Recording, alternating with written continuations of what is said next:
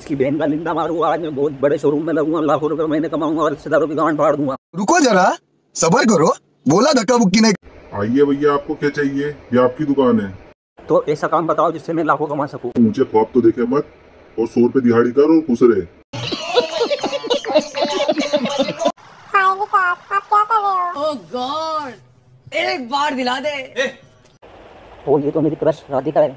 और राधिका कुछ नहीं है तो मेरी दुकान है जो यहाँ से मैं किराया लेने आया था महीने का। वो क्या, अपने बहुत सारे मल्टीपल बिजनेस है ना, इस चक्कर में। वाह विकास, आप इतने अमीर हो। झूठ बोलो, बार बार झूठ बोलो। अरे कद्दू अमीर मेरी दुकान पे झाड़ू पोछा करने के लिए आया ये। अच्छा। तेरी जात का गुब्बारा फोड़ू, तेरी नीचे की माचिस की तीली तोड़ू, और तेरे मुंह में डालू, अलग से तेरे जान निकालू साले। अर्जुन कपूर अगला शाहरुख की तेरी चड्डी खोलू।